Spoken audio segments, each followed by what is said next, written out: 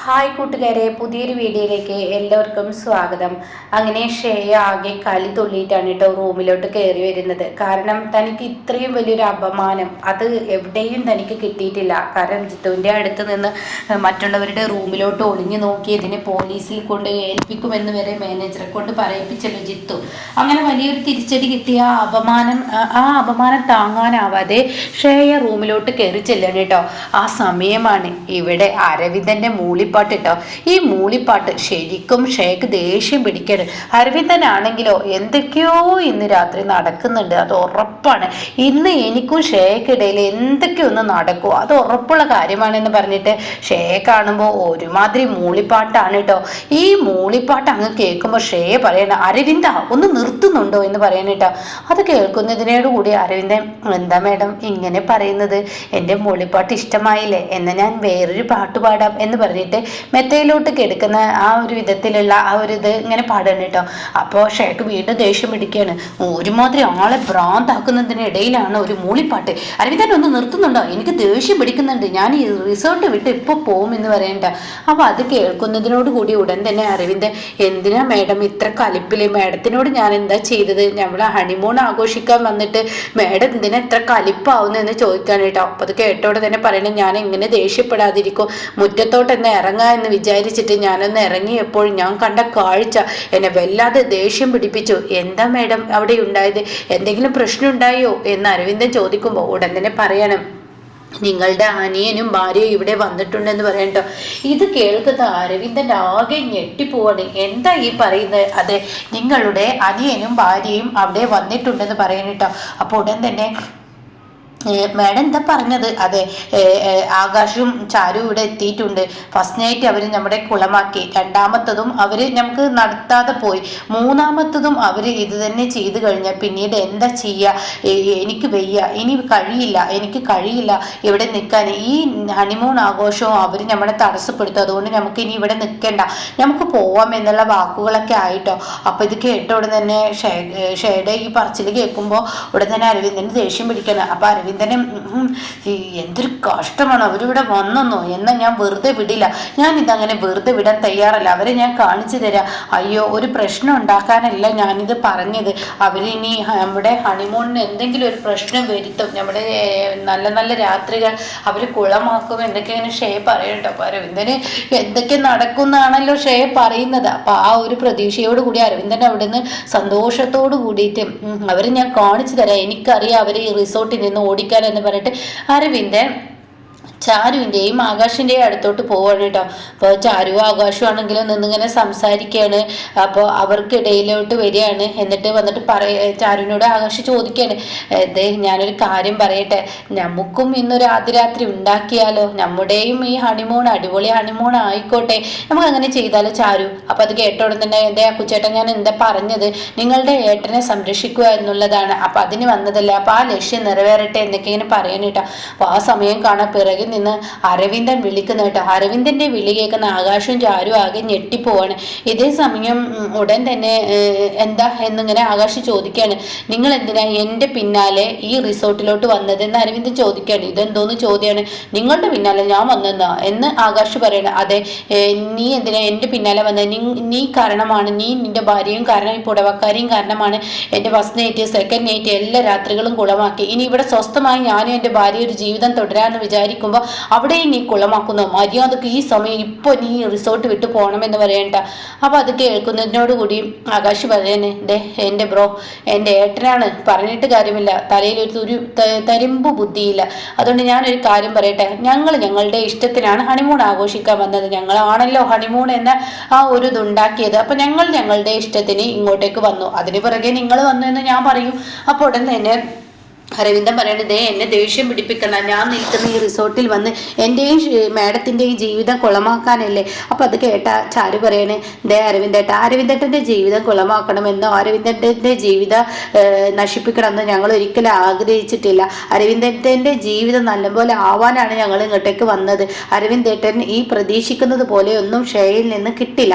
അപ്പോൾ ആകാശ് പറയണേ, ശരിയാണ്, ഷേയിൽ നിന്ന് നിനക്കൊരു ജീവിതം കിട്ടില്ല, നിനക്ക് കിട്ടില്ലെന്ന് പറഞ്ഞാൽ കിട്ടില്ല, അവൾ നിന്നെ കോമാളിയെ പോലെ പോലെ കളിപ്പിക്കുകയാണ്, അത് ആദ്യം നീ മനസ്സിലാക്കിയെന്ന് അരവിന്ദനോട് പറയാൻ കേട്ടോ. അപ്പം അരവിന്ദൻ പറയണേ എൻ്റെ മേഡത്തിനെ കുറിച്ച് കുറ്റങ്ങളൊന്നും നിങ്ങൾ പറയണ്ട, നിങ്ങൾ മര്യാദക്ക് ഈ നിമിഷം എവിടെ നിന്ന് പോയിക്കോ എന്ന് പറയണേ. അപ്പം ആകാശ് പറയണേ ഞാൻ പോയില്ലെങ്കിൽ നിന്നെ ഞാനുണ്ടല്ലോ എന്നൊക്കെ പറഞ്ഞിട്ട് അവർ തമ്മിൽ വഴക്കാവാണ്. പിന്നീട് ആകാശ് അരവിന്ദനോട് പറയണേ, അതെ ഞാൻ എൻ്റെ സ്വന്തം ക്യാഷിന് എടുത്ത റിസോർട്ടാണ്, എനിക്ക് ഇഷ്ടപ്പെട്ട റൂം എടുത്തു, അതുപോലെ നീയും എടുത്തില്ലേ, അപ്പം നിനക്ക് ഇഷ്ടപ്പെട്ട റൂം എടുത്തെങ്കിൽ നീ നിന്റെ റൂമിൽ താമസിക്കും, ഞാൻ എൻ്റെ റൂമിൽ താമസിച്ചോളാം.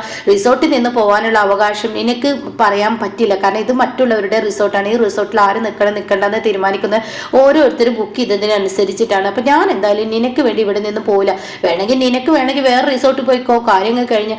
അതിനൊക്കെ മുന്നേ ഞാനൊരു കാര്യം നിന്നോട് പറയട്ടെ, നീ നിന്റെ ഭാര്യയും കൂടിയിട്ടുള്ള ഒരു രാത്രിയെങ്കിലും ഇന്ന് ഇവിടെ നടത്താൻ കഴിയുമോ? നിങ്ങൾ തമ്മിൽ ഒരുമിച്ച് ഒരു ജീവിതം തുടരാൻ കഴിയുമോ? അതിന് കഴിയുമെങ്കിൽ ഞാൻ ഇന്ന് രാത്രി നടന്നിട്ടുണ്ടെങ്കിൽ നാളെ നേരം വെളുക്കുമ്പോഴേക്കും ഇവിടെ നിന്ന് പോകുമെന്ന് അരവിന്ദൻ പറയണ്ടോ. അപ്പോൾ ചാരു പറയുന്നത് ശരിയാണ്, ഞങ്ങൾ ഇവിടെ നിന്ന് പോയിക്കോളാം, അരവിന്ദേട്ടന് ഒരു ദിവസമെങ്കിലും ഷേയുടെ കൂടെ ജീവിക്കാൻ കഴിഞ്ഞെങ്കിൽ എന്ന് പറയാണ്. ഇത് കേൾക്കുന്ന അരവിന്ദനും എവിടെ ചെന്നാലും എനിക്ക് വെല്ലുവിളികൾ മാത്രം എന്നുള്ള ആ ഒരു ഇതോടുകൂടി അരവിന്ദൻ ഷേയുടെ റൂമിലോട്ട് പോവാണ്. അപ്പോൾ ഷേയ ചോദിക്കുകയാണ്, എന്തായി കാര്യങ്ങളൊക്കെ പറഞ്ഞോ, അവർ ഈ റൂമിൽ നിന്ന് ഈ റിസോർട്ടിൽ നിന്ന് പോവാന്ന് പറഞ്ഞോ എന്ന് ചോദിക്കുകയാണ്. അപ്പോൾ ഉടൻ തന്നെ പറയണേ, നമുക്ക് ഈ റിസോർട്ടിൽ നിന്ന് വേറെ റിസോർട്ടിലോട്ട് താമസം മാറാം. അതെന്തിനാ? അവർ ഈ റൂമിൽ നിന്ന് നമ്മൾ പറഞ്ഞാൽ പോവില്ല, അപ്പം നമുക്ക് മാറാം, അതിൻ്റെ ഒന്നും ആവശ്യമില്ല, ഇത് മതി ഇവിടെ എന്ന് പറയണേ. ശരിക്കും പറയാച്ചാൽ അവർക്ക് നീ തിരിച്ചടി കൊടുക്കല്ലേ വേണ്ടത്, അവരോട് നീ പറയണം, ഞാൻ ഹണിമൂണിന് വന്നിട്ടുണ്ടെങ്കിൽ ഈ റിസോർട്ടിൽ തന്നെ ഹണിമൂൺ ആഘോഷിച്ച് ഞങ്ങളുടെ ഫസ്റ്റ് നൈറ്റും സെക്കൻഡ് നൈറ്റും ഒക്കെ കഴിഞ്ഞ് ഇവിടെ നിന്ന് പോകും എന്ന് നീ പറയണമെന്ന് ഷേയ അരവിന്ദനോട് പറയണം. അപ്പം അരവിന്ദൻ പറയണം, ഞാനത് തന്നെയാണ് പറഞ്ഞത്, പക്ഷെ മാഡത്തിനോട് എനിക്ക് പറയാനുള്ള ആ ഒരു ഇതില്ലാത്തത് കൊണ്ടാണെന്ന് പറയട്ടോ. അങ്ങനെ ഈ സമയം ഇവന് ആള് കൊള്ളാലോ, ഇവന് ഞാൻ പ്രതീക്ഷിക്കുന്നതിലപ്പുറമാണ്. എന്തായാലും 3 ദിവസം രാത്രി എങ്ങനെയെങ്കിലും ഇവന്റെ മുന്നിൽ നിന്ന് രക്ഷപ്പെടണം. ഇവന് വെറും ഈ ഒരു ഭ്രാന്തിലാണ് നടക്കുന്നത്. ഈ രാത്രി എങ്ങനെയെങ്കിലും കൊളമാക്കണം, അത് കൊളമാക്കിയത് അവർ രണ്ടുപേരും കൂടിയിട്ടാണെന്നുള്ള വരുത്തി തീർക്കാനും ശ്രമിക്കണം. എന്തായാലും നല്ല വഴിയാണ് കിട്ടിയിരിക്കുന്നത് എന്നൊക്കെ ഇങ്ങനെ ചിന്തിക്കുകയാണ് കേട്ടോ. പിന്നീട് കാണിക്കുന്നത് ആവണി, ജിത്തു, അഭിരാമി ഇവർ 3 പേരും കൂടിയിട്ട് ഭക്ഷണം ഇങ്ങനെ ഇരുന്ന് കഴിക്കുകയാണ് റിസോർട്ടിന്റെ ഹോട്ടലിൽ ഇരുന്നിട്ട്. അവരിങ്ങനെ കഴിക്കുന്നതിനിടയ്ക്ക് ആവണി ഓരോ കാര്യങ്ങൾ ഇങ്ങനെ പറയുന്നുണ്ട്. അപ്പോൾ അഭിരാമിക്ക് അത് ഇഷ്ടപ്പെടുന്നില്ല, അപ്പോൾ ജിത്തു അതിന് ഇഷ്ടപ്പെടുന്നില്ല. അപ്പോൾ ആവണിക്ക് ഇങ്ങനെ സങ്കടമാവുകയാണ്. ആ സമയത്താണ് ഇപ്പുറത്ത് ഷേയയും അരവിന്ദനും കൂടി ഭക്ഷണം കഴിക്കാൻ വന്നിരിക്കുന്നത്. അപ്പോൾ ഷേയയുടെ കണ്ണിൽ ഇവനെ കാണുകയാണ്. അപ്പോൾ ഇവനോട് ദേഷ്യം ഇങ്ങനെ ഷേക്ക് നല്ല ഉണ്ടല്ലോ ജിത്തുവിനോട്.